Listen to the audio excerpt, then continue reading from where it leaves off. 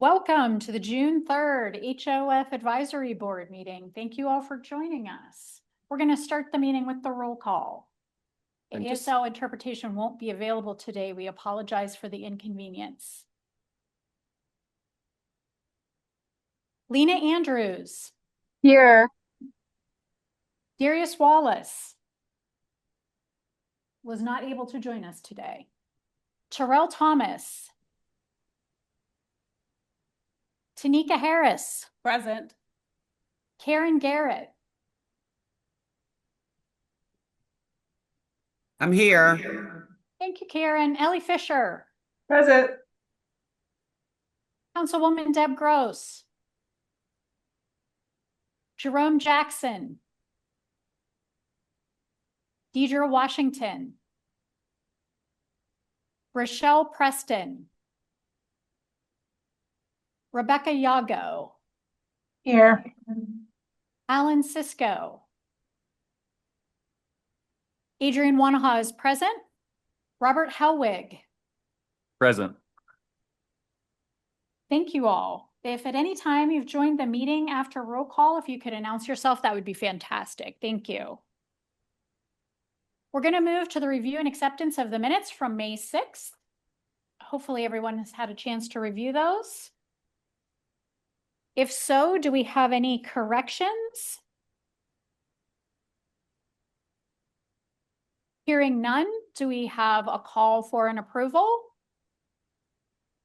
I move to approve the minutes as presented. Thank you, Ellie. Do we have a second? Second. I second them. We have both Tanika and Karen for a second.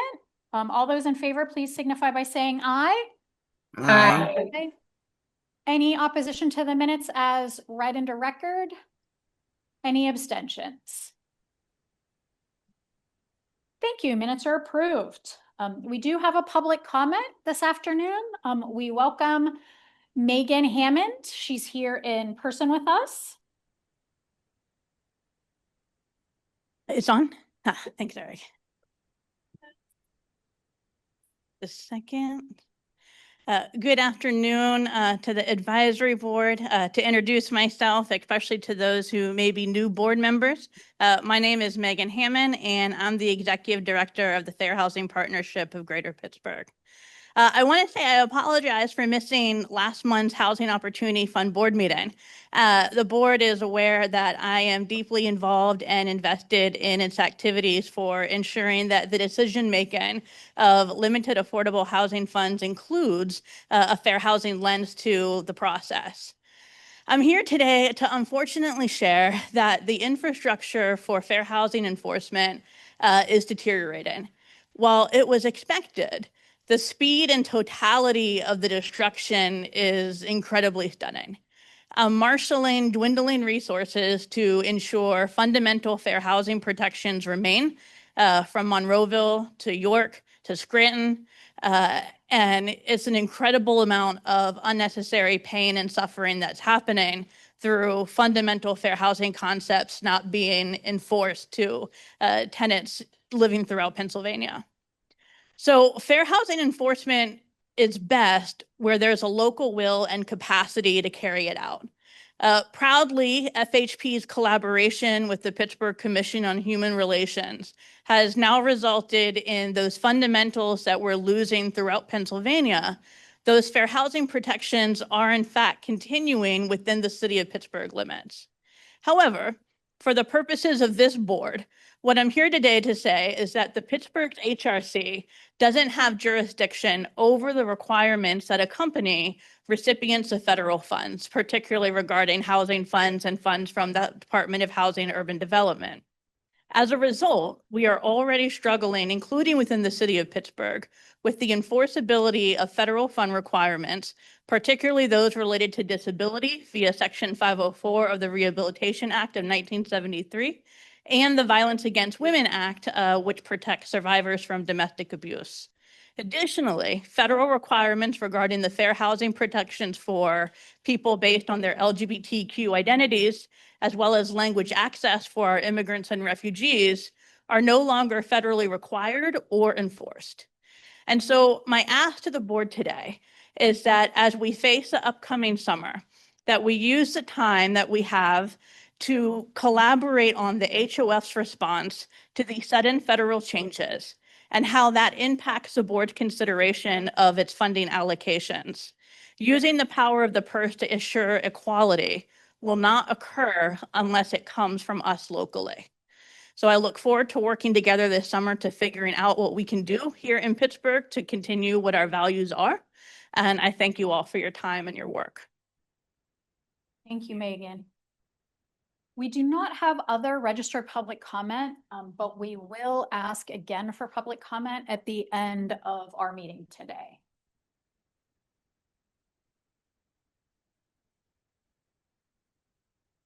All right, moving on to our announcements. First, we have to say goodbye to James Reed, one of our HOF Advisory Board members representing the URA's seat. So we will be looking to replace him going forward. Next, following up about the conflict of interest forms for our HOF Advisory Board members. Currently, about half of you are in compliance. So hopefully the rest of you will be able to send me those completed forms either online or for those of you in person today. If you haven't completed it, I have physical ones printed out that can be completed as well. If any of you are having any difficulties, please let me know. I'd be happy to help you with that. And then finally, to our last point for announcements, the HOF Annual Allocation Plan Survey is still open. It's running through July 31st. Currently, we have over 200 surveys completed across the city. And for any events coming up that it would be useful to have an HOF presentation or table at, please email hof@ura.org, and we would be happy to make an appearance.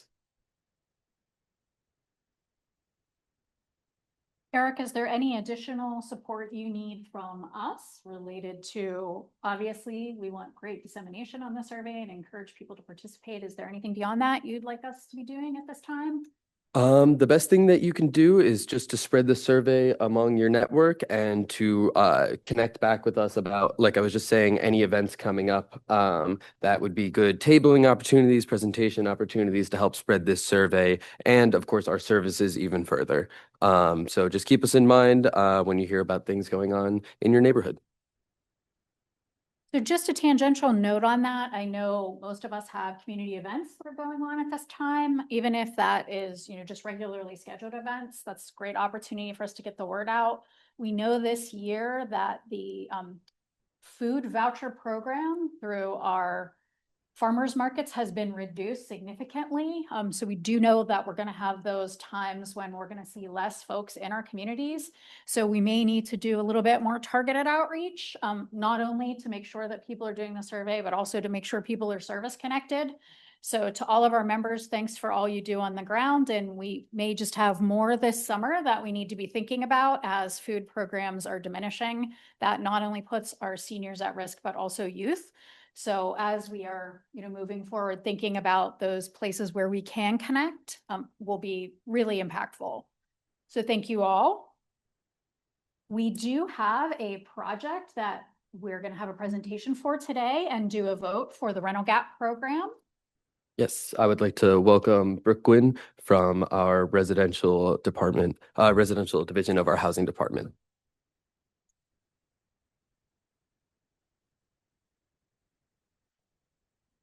Thank you. Good afternoon. My name is Brooke Gwynn. I'm a housing lending analyst at the URA in residential and consumer lending. I'm here this morning to request authorization to enter into a rental gap program loan agreement with Elcourt Redevelopment LLC or a related entity in an amount of up to $607,000 for the renovation of 10 units at the listed addresses on Elcourt in the Homewood South neighborhood, 13th Ward. The nonprofit developer, Pennsylvania Affordable Housing Corporation, has requested rental gap program financing to rehabilitate 10 units in the Elcourt complex. Elcourt, built in 1940, consists of two rows of townhomes that have been vacant for several years. You can go to the next. The developer will complete the renovation of all 20 units over the course of 2 phases. This phase will complete one row containing house numbers 519 through 537 Elcourt. All townhomes are 2-bedroom units. 2 will be reserved for households at or below 20% AMI, 6 at or below 50% AMI, and 2 at or below 60% of AMI. All units will accept housing choice vouchers. Each townhome will include in-unit laundry and Energy Star windows, doors, and appliances. One unit will be made audio-visual accessible, which will include hearing-impaired smoke alarms and doorbells. While the existing structure prevents the ability to have zero-step entry in bathrooms, blocking will be installed in all bathrooms for future grab bar installation, improving accessibility modifications where possible. Restoring housing near some of the properties impacted by the displacement of Bethesda Homewood units is a small step in improving access to safe, affordable housing in Homewood. Elcourt is close to North Homewood Avenue and several existing transit stops.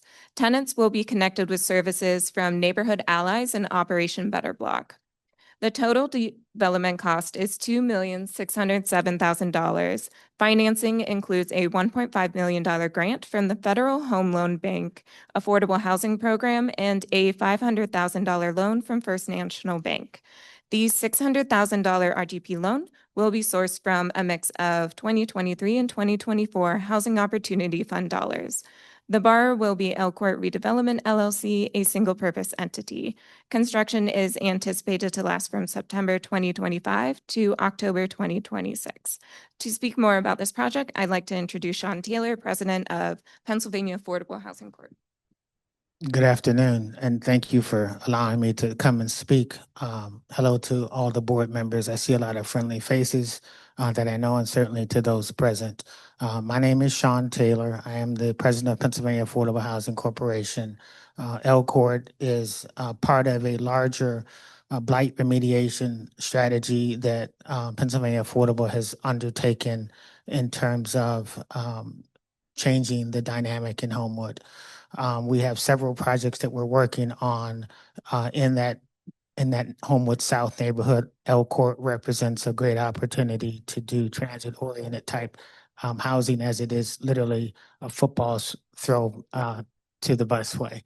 We're excited about it, and we're thankful to the URA for the ability to be able to provide the financing to us to help us to bring the project to fruition. If there's any questions, I'll be very happy to answer them. And again, thank you for the opportunity. Are there members of the advisory that have questions, would like additional details, or have comments? I have a question. Do you have a pipeline of individuals that would be moving into the space? Do you have a pipeline of individuals that would be moving into the space? Thank you for that answer. Yes, we actually do. But I do want to be clear.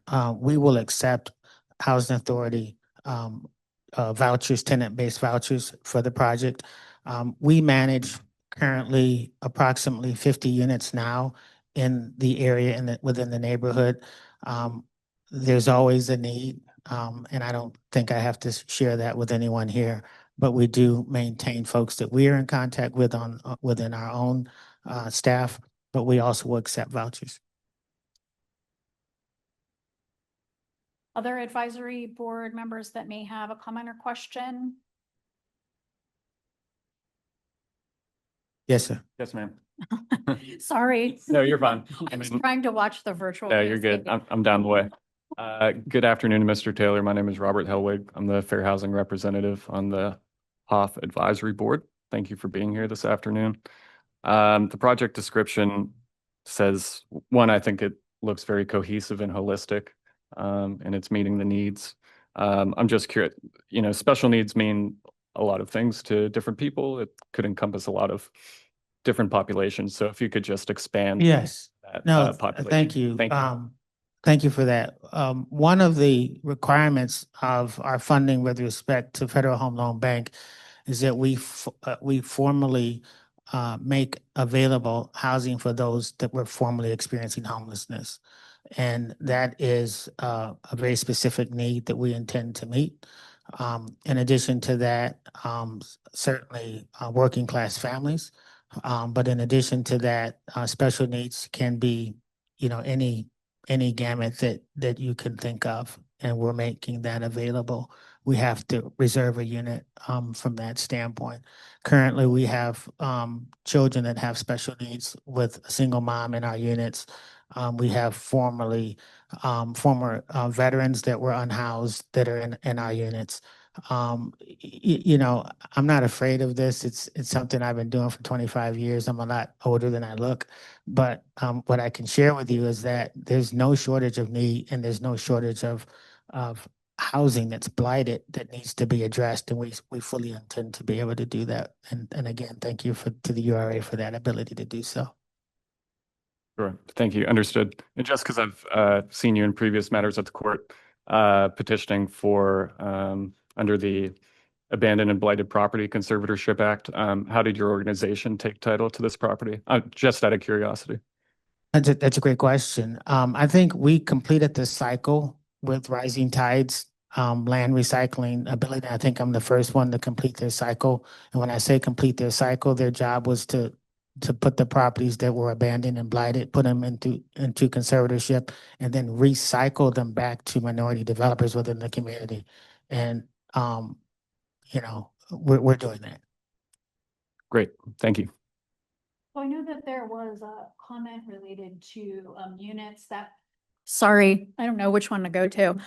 I know that there was a comment related to units with special features, auditory features, and then I was excited to hear about the rooms being set with blocking during the construction so they would be easily renovated for folks with physical challenges, especially with mobility. Could you speak a little bit more to the unit that you were referencing related to the auditory features? Yeah, sure. No, absolutely. We're going to make one of those units available. And I'm very happy to work with Megan. I believe it is in terms of making that available.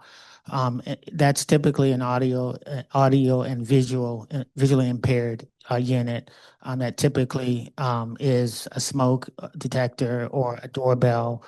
There's all sorts of new technologies out there that can make the unit much more accessible. And yes, in addition to that, it's very easy to put blocking behind a wall. It's not a big issue so we're happy to do that, and happy to I'm open to suggestions, I guess, is the point I'm trying to really make, if in fact that there are additional things that we can do to try to make that more accessible. Thank you. Are there other comments or questions from the board? Hearing none, I'm going to open it up. We do have some guests today in the room. Were there guests that would like to ask any questions of our developer partner this afternoon? Megan? Yeah, we only got the one microphone. You kind of have to figure it out. Sorry, I just wanted to say, I think it's a wonderful project, and I think the main funder being the FHLB is fantastic. They're a wonderful mission-driven organization regarding their funding. I had a fantastic conversation with them about how they're the Mr. Potter of, they were the response to Mr. Potter of It's a Wonderful Life, if you use the reference. But the one comment I want to make as part of the continuous of building the local capacity of what used to be a federal understanding is I love the affirmative fair housing marketing plan, which would speak to the comment about what the pipeline is going to be for the potential tenants coming into the property. And the one thing I wanted to just raise to everyone is considering when we're identifying the populations being served in the chart in the plan, is that we don't jump from the census tract where the housing market area now becomes a county, because the housing market area is the city of Pittsburgh, which is much more on par with reflecting what the census tract is. And then the expanded housing market then being the county and not being the United States of America as a whole. Yeah. This will then give us information in these columns about how to target outreach and potential tenants coming into the pipeline that'll help us better serve ourselves locally for getting the most applicable tenants and the most vulnerable into the pipeline, not just for this project, but for other projects, as we collaborate with the developers on not just the pro forma use piece of the marketing plan, but creating something that we can use locally to build a really robust pipeline that's responsive to both the needs and what these units are targeting. Thank you for that comment, Megan. If we do not have additional questions or comments, I would like to ask at this time for anyone with a conflict of interest related to this particular vote to disclose that at this time. I have to recuse myself. Do we have any other abstentions? Hearing none and no further discussion, is there anyone that would like to make a motion in relationship to this rental gap program application?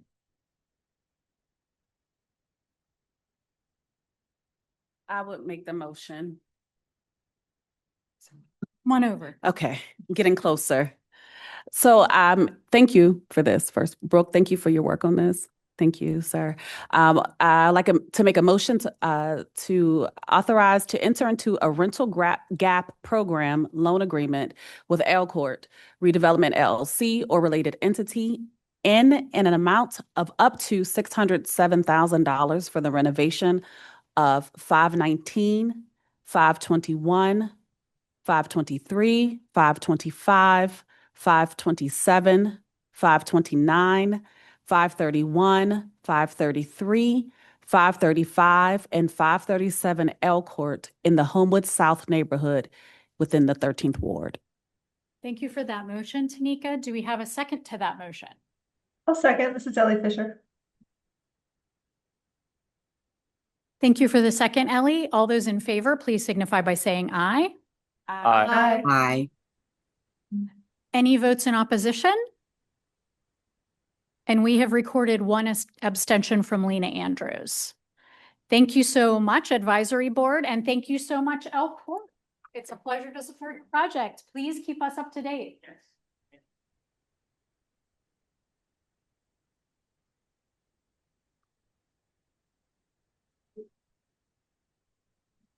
All right, folks, this is time in the agenda where we all need to get out our cell phones. Some of us use them as our clocks, and we're also going to want to talk about calendars. So we would really like to get a retreat planned. Our hope is that in a retreat, we can talk about our goals and roles here, also talk about some priorities that we have, to further talk about some education and training that we may want as advisory members to make sure that our new members are folded into our operations and have all of the support that they need so that we remember things about our structure, which sometimes can get confusing. We really want to do all of that good housekeeping, plus invite any friends or educators into that conversation that we feel like we need. So we would like to work with the board at this time to do two things. First and foremost, we'd like to schedule a date and a time frame. We had talked last year about doing potentially a 3-hour session. The first retreat that we did was actually a full day. So we would like to pin down how many hours that we feel that we need based on goals that we'd like to achieve. Have a list of those goals from this meeting and have that date and time frame secured.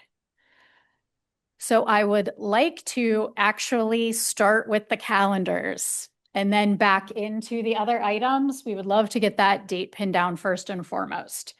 So if we can pull up our calendars, we have lots of options. Last year, we did a mini retreat, which included an hour of program business at our HOF meeting, and then we built in time after that meeting so we could look at our July HOF board meeting and do something similar to that. We would probably want to have our time in our retreat before the HOF meeting, since our HOF meeting is scheduled from 3 to 5. So we talked about potentially doing a 3-hour block prior, maybe doing something like an 11 to 2, and that would include lunch, give folks a minute for a break and to take care of any business that they needed, and then reconvene for maybe a 3 to 4 HOF meeting. That's just one possibility. We'd love to hear what you're thinking, not only around the date, but how many hours you feel is manageable for board members, and also how many hours we really need to get to deep questions that you may have. So I'm going to open it up for conversation.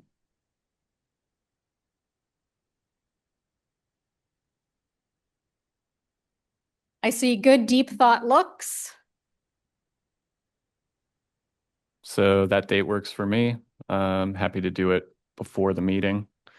I wasn't here last year, so I don't really know the time that's needed, but happy to be there. I don't know if other folks are traveling that week because the 4th is on that Friday.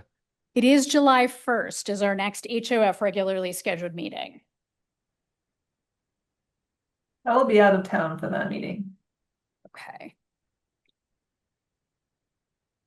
I'm out of town too, but it doesn't have to be scheduled around me. Well, if we have 2 members, so something that we talked about last year as well is we do have the opportunity to do holiday rescheduling, both for our regular meeting. And as long as we're doing that well ahead of time and we can get that notice out. So if we want to look at scheduling the HOF meeting and the retreat on a different day, because we know that we have a group of folks that will be out, we can also take a look at that. So I'll ask that first question. How many folks? So Lena and Ellie, we know that both of you are out that first week. Do others have conflicts for July 1st? I do not. Okay. Well, then we may not need to do a full rescheduling for July 1st. What is the URA thinking? Do you have a conflict, Kiana? So I don't have to be there, but. Well, we definitely do not want to do a retreat without you. We want our key URA partners to be at a retreat. So let's say we're going to keep the July 1st HOF regular board meeting. If there's anything that we know that is going to compromise that meeting, if we find others can't join us that week, we will talk about rescheduling that. So let's just hold July 1st for our next regular HOF at this time. Dates for then a retreat that are not combined with an HOF meeting. What is looking great for folks in July?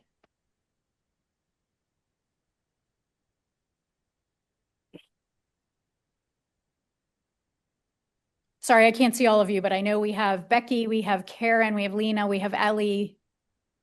I don't think anyone additional joined us. So Thursdays in the morning, I'm often in court. That wouldn't work for me. Okay. I was going to recommend Tuesday, July 15th. Can everyone take a look at July 15th? I will not be back in town yet. I'll be available after the 17th.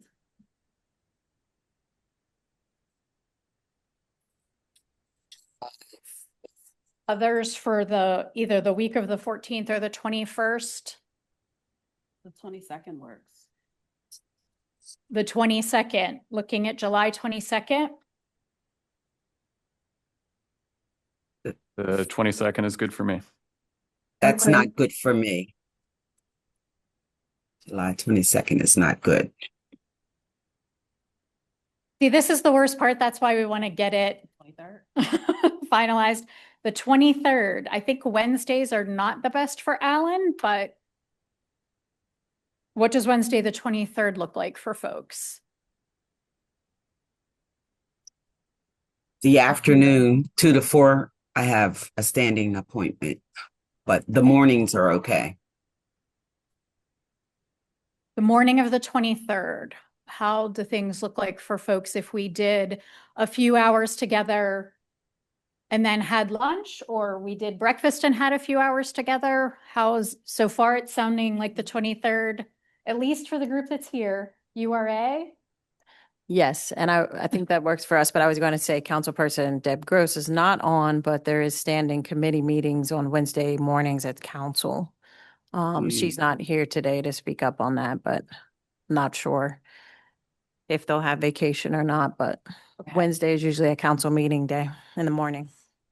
But Tuesday's let's a take better a day. let's take a look at Wednesday in the AM, because we don't have everyone here. If we have 2 options to pick from, Mhm. we can then take a look, but we'll ask everyone to hold. So It looks like for now, the AM of July 23rd is one of our options. Please put a hold on that.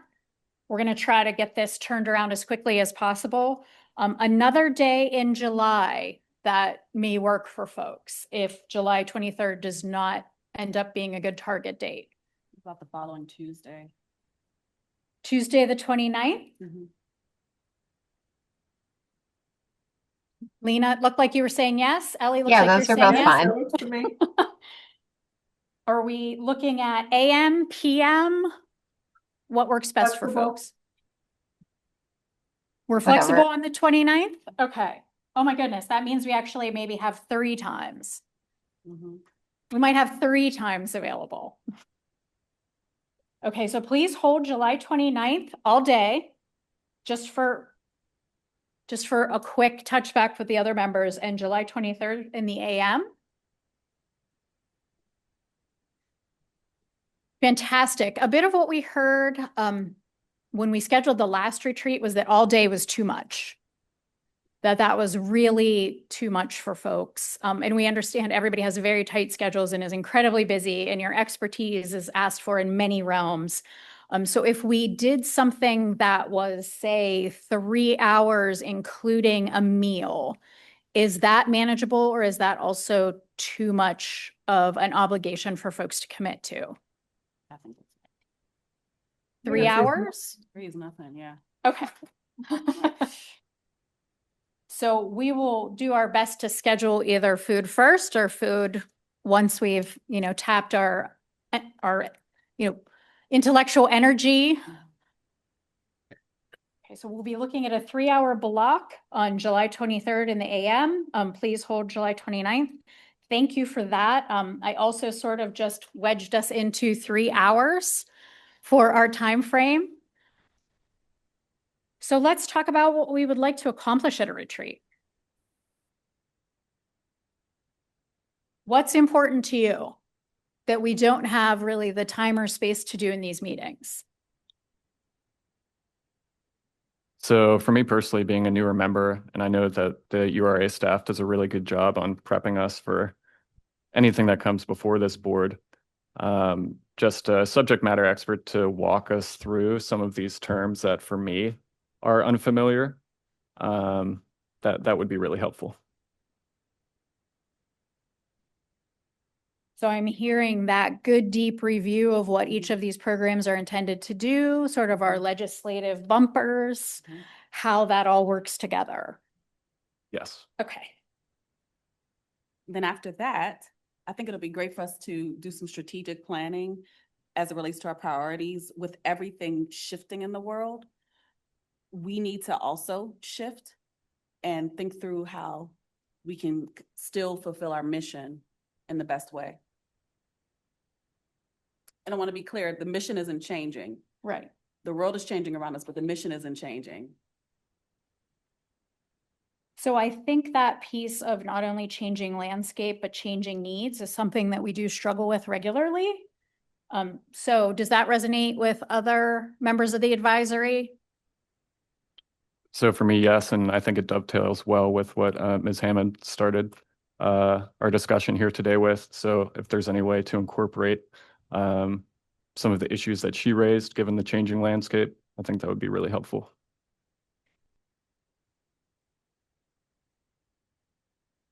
Well, I think we could definitely spend 3 hours on just those 2 topics. Other things that we're feeling are critical for the time that we have together outside of this forum.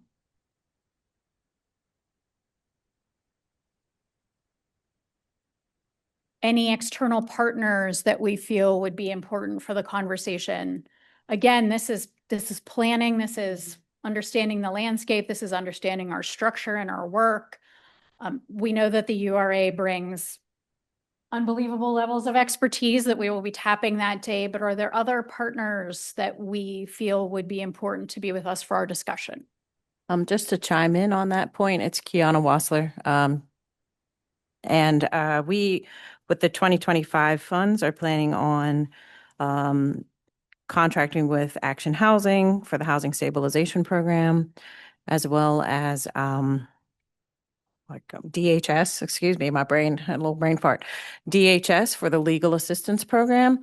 DHS is taking kind of a new approach to coordinate the same programming for the city and the county through both programs. Could be worthwhile to invite them to kind of explain what their thoughts are if they're ready to do that at that time. That sounds fantastic. What do others think about that? I think that DHS is a key partner that unfortunately for the last few years has not really been actively at the table for our regular discussions. I could see very deep value in that. What are others thinking? I see some heads nodding. I like that idea, having more partners. I like the idea. Why? Great. I feel like-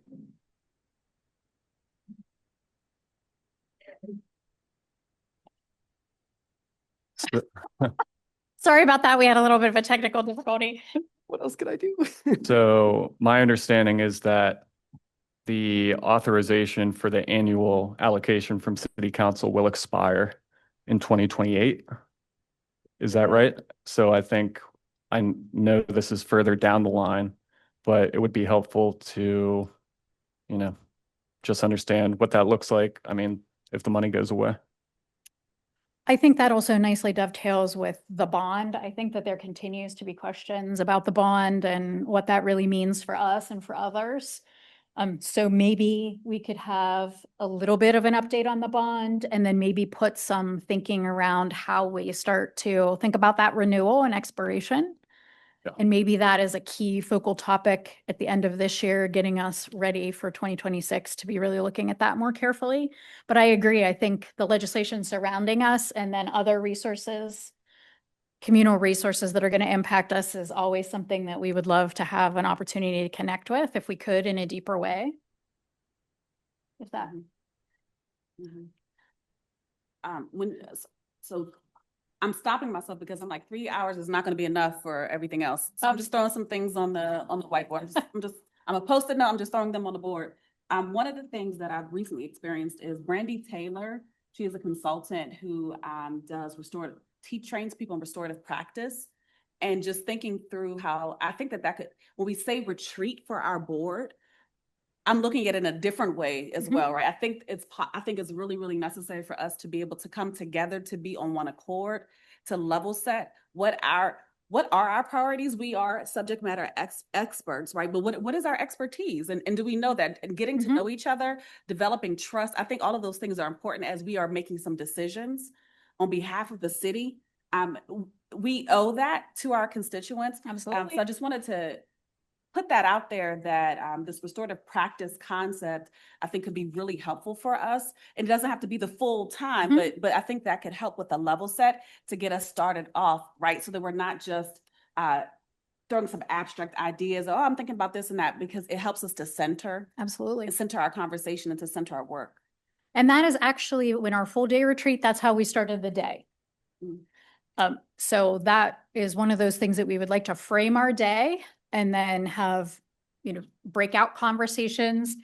I do not think all of this will be accomplished in 3 hours because it is a lot, but it does give us then what ties to the next steps that we would want to leave the retreat with, which would be goals, action items, work groups. So I do think something like that, we had talked about that for this past year as well. And then we just sort of got rolled into an unfortunate rush and board members leaving. But yes, we want to set that stage. The key thing for all of us is being able to work together to leverage our expertise, leverage our resources, have the best impact in the areas that need it the most. I do think sometimes we are somewhat in the dark about what is the best direction for us to go. We come from different elements of the conversation and different perspectives. There's a lot of power in that, but when we don't have the opportunity to really allow that to cultivate, then it becomes a barrier. So I think that it would be wonderful for us to have a partner that could start our day with that level set alignment, understanding our expertise, building trust, and then moving into many of these things, maybe not all, and seeing what DHS's availability is may change whether or not we're carving out time for them in this forum or potentially in another meeting. Yeah. So does anything feel like it's missing from a potential retreat conversation? So we want to talk about, we want to be subject matter experts, not only in our own arenas, but also in the HOF. We want to have a strategy that meets the changing landscape and needs. So we want to strategize. We want to make sure we have an eye on the prize of funding opportunities and potentially barriers that are coming at us. And we want to have that time to be able to come out of the meeting with goals and action items and potentially work groups through a lens that we've created by this level setting or an alignment activity that we do to start the day.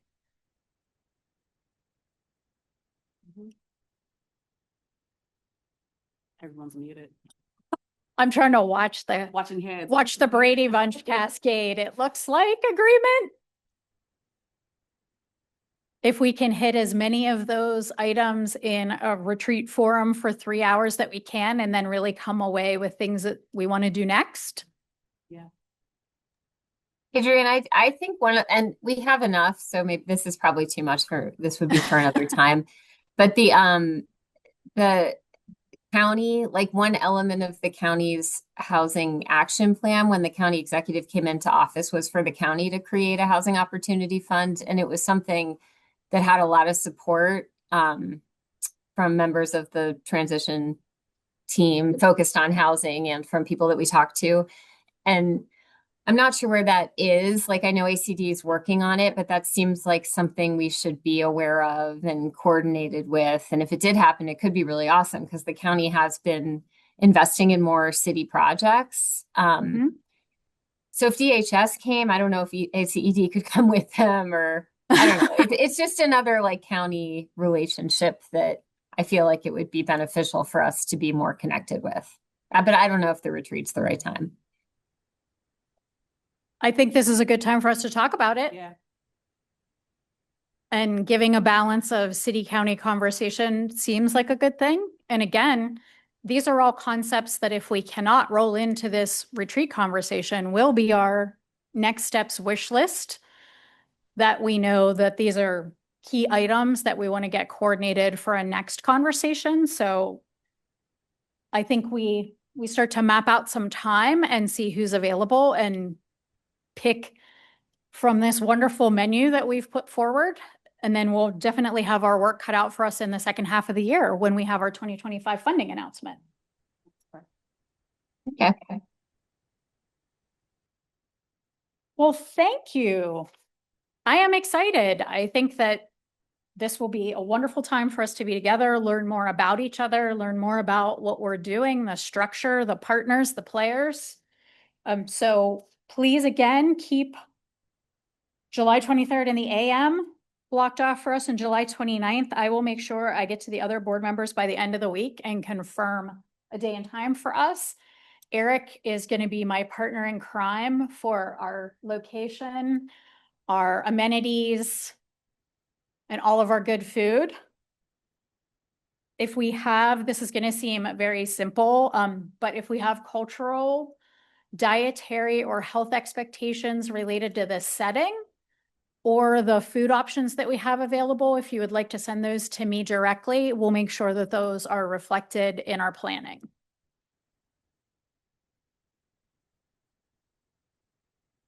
Wonderful. Thank you, everyone.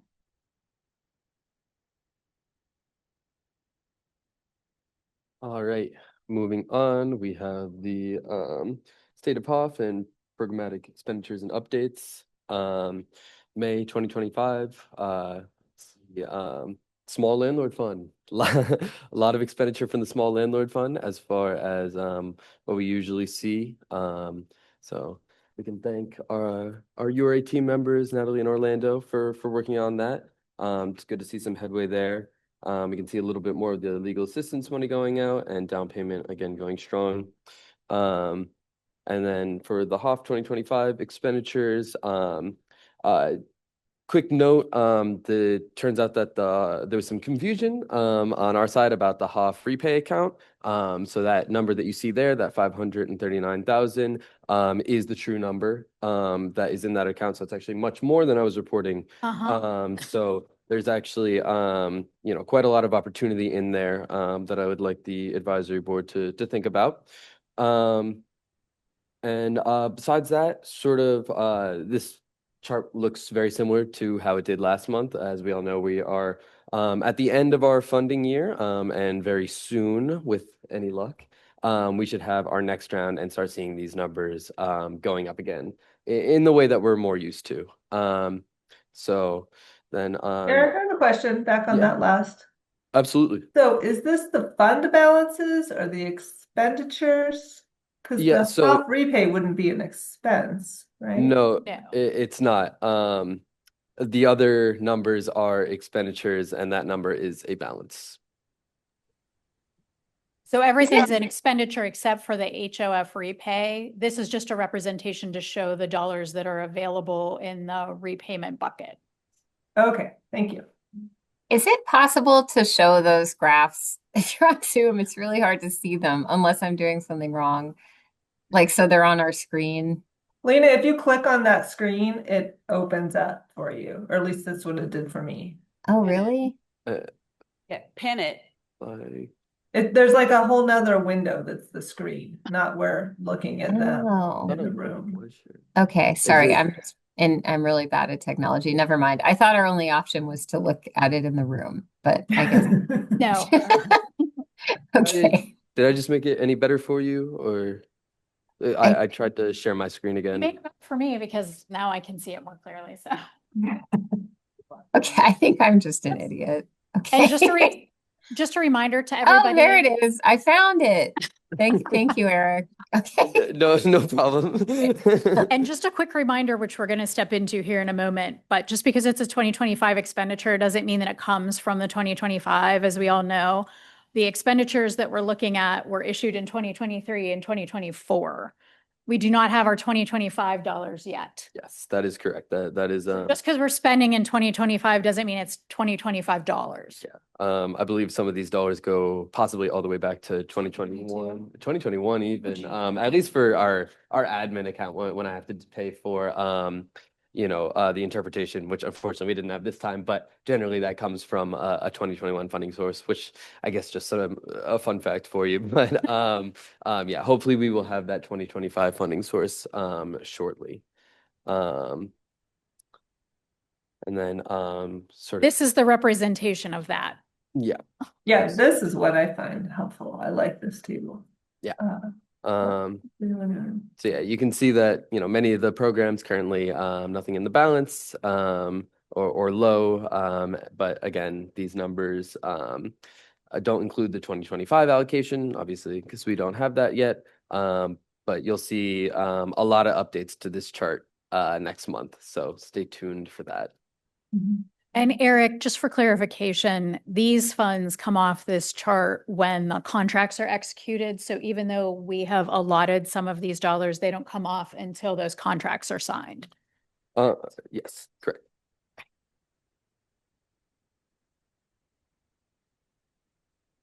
So I Oh. know we've done recent rental gap, the demonstration program, we did 100 and about 25 out of that.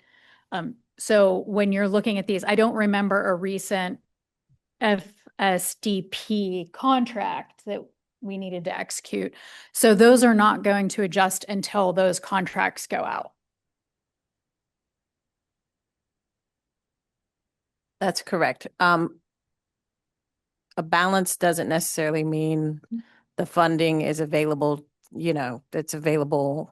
That's not committed. If you kind of look in the commitments column, you can see, I believe the amount of funds that are committed currently. Yes, that's correct. And that also doesn't include things like, we were talking about last month with the small landlord fund, there is still money in the balance, as you can see there. But there's enough applications already in the pipeline that program is functionally closed, although it is still we are still getting through those projects and the commitments continue to go up. And as you saw earlier, the expenditure as well as those programs move forward. So hopefully that clears up any of the confusion. Yeah, unfortunately, we never have a real-time reconciliation. Any additional questions on this? This brings up a question for me, and maybe this belongs at the retreat, but it occurs to me that there's some of these programs that the advisory committee reviews and approves, and some that just happen and go out the door. And it'd be interesting to know what the threshold is, what the difference is. Some of them I completely get: down payment, closing cost assistance, housing stabilization, but like small landlord, is it just because it's a smaller amount, which is fine? Just curious why that one doesn't come to this committee. I believe in the past, the committee has approved program guidelines. And when you approve those program guidelines, you allow staff to administer the program on behalf of the committee. And so we don't bring every project to the committee. Like if we brought every HAP program to the committee, that would be a lot of applicants. Yeah, it'd be nuts. Yeah. Yeah, but so generally for the URA, we typically take projects through our committee structure when it's over $250,000. And so that's why you see a lot of the larger projects coming through committee, because this is like one step on a path through even our board structure as well. And that is definitely something that we can revisit at the retreat, because I think also the process of we approve things, but then the URA board also needs to approve them. I think all of those pieces are important to remember because it can be confusing. So thank you for that point, Ellie. We'll make sure that we cover that when we talk about the structure.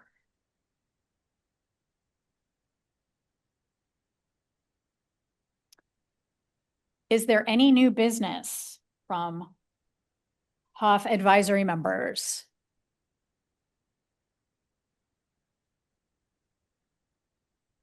Our audience has reduced here at the site. Megan is still here. Megan, is there any public comment that you would like to make here at the end of the meeting? I'll think of two for next time.